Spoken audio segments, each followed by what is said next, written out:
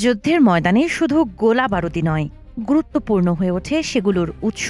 নতুন এক অনুসন্ধানী প্রতিবেদনে উঠে এসেছে এমন কিছু তথ্য যা মধ্যপ্রাচ্যের সংঘাত ঘিরে আন্তর্জাতিক বিতর্ককে আরও উস্কে দিতে পারে। মানবাধিকার সংস্থা অ্যামনেস্টি ইন্টারন্যাশনালের দাবি, গাজায় চলমান যুদ্ধে ব্যবহৃত অস্ত্র ও সামরিক সরঞ্জামের একটি অংশ ভারত থেকে ইসরায়েলে সরবরাহ করা হয়। সংস্থাটির প্রকাশিত প্রতিবেদনে বলা হয়, ২০২৩ সালের ৭ অক্টোবর থেকে ২০২৬ সালের মাঝামাঝি পর্যন্ত ভারত থেকে ইসরায়েলে পাঠানো ২৫৯৬টি সামরিক চালান বিশ্লেষণ করা হয়েছে।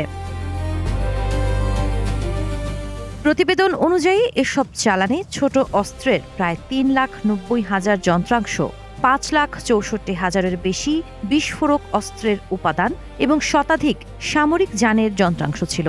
অ্যামনেস্টির দাবি, এসব সরঞ্জাম ইসরায়েলের প্রতিরক্ষা প্রতিষ্ঠানের মাধ্যমে সেনাবাহিনীর কাছে পৌঁছেছে এবং গাজায় ব্যবহৃত হয়েছে।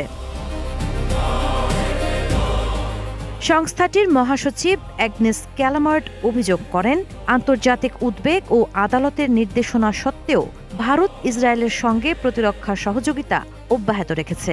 এদিকে এসআইপিআরআই এর তথ্য বলছে, ২০২০ থেকে ২০২৫ সালের মধ্যে ভারতের অস্ত্র আমদানির ১৫% এসেছে ইসরায়েল থেকে, আর একই সময়ে ইসরায়েলের অস্ত্র রপ্তানির ২৯% গেছে ভারতে। তবে ভারত সরকার এই প্রতিবেদনের বিষয়ে তাৎক্ষণিক কোনো আনুষ্ঠানিক প্রতিক্রিয়া জানায়নি। সাবা খান, নাগরিক প্রতিদিন।